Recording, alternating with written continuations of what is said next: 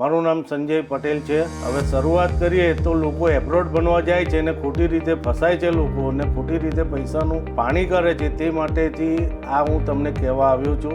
મારા બે સન છે, મોટો આઈનેશ છે, નીલ નાનો છે। પહેલા આઈનેશનું અમે કેનેડા જવા માટે ખૂબ જ ટ્રાય કર્યો, બહુ બધી સંસ્થાઓ જોડે અમે પેચઅપ કર્યું। મારા સનને એટલો બધો ખરાબ રિપોર્ટ બનાવી દીધો, મને એડમિશન તો મળ્યું ના, પણ મારા સનને કેનેડા માટે 2024 લગીને બેન કરવામાં આવ્યો। તે બાદ પછી મારા નાના છોકરા માટે અમને સંપર્ક કર્યો, કાનાને બધી સુવિચાર આપ્યા, બધું શાંતિથી સમજાવ્યું। સનને બી સમજાવ્યો કે તારે કયો કોર્સ લેવો જોઈએ, ક્યાં એડમિશન લેવું જોઈએ, ગવર્મેન્ટ કોલેજમાં લેવું જોઈએ, આ તે બધી પ્રક્રિયામાંથી અમે પસાર થયા। પછી મારા સને જે કાનનવાળા ભાઈએ કીધું એ પ્રમાણે બધું થિયરી ફોલોઅપ કરી અને એને કાનનવાળા ભાઈએ જે સલાહ આપી એ પ્રમાણે એને બધું કામ કર્યું। IELTSની એક્ઝામ આપી, તે બી કાનન થ્રુ આપી, તેમાં બી એના 6.5 બેન્ડ આવ્યા, એનું એડમિશન થઈ ગયું। ત્યારબાદ હું તો એના પાછળ દોડતો જ નહોતો, પણ કાનનવાળા લોકોને મારા સન બે જ ટાઈપમાં હતા ને એ બે જણે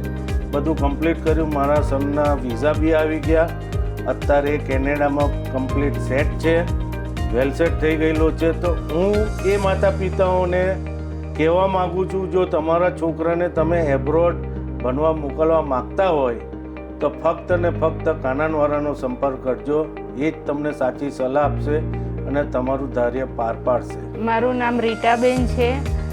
મારો સન કેનેડા ગયો છે, એને કાનનમાંથી IELTSની એક્ઝામ આપી, એમાં એના 6.5 બેન્ડ આવ્યા છે। કાનનવાળાએ નીલનું જે બી પ્રોસેસ કર્યો એ પેરેન્ટ્સને રાખીને જ કર્યો હતો અને એમનું રિસ્પોન્સ એટલું સરસ હતું કે અમને જે બી એમને બધું પ્રોસેસ કર્યો તે અમને સાથે રાખીને જ કર્યો હતો અને એમના સપોર્ટના લીધે જ આજે મારો છોકરો બહાર ગયો છે અને ત્યાં એ વેલ સેટ છે। તમારા છોકરાઓને બહાર મૂકવાના હોય, બહાર ફાઇલ કરવી હોય તો આજે કાનનનો સંપર્ક કરજો। એમનો સ્ટાફને એટલો સરસ રિસ્પોન્સ મળ્યો છે અને એમનો વ્યવહાર પારદર્શક છે।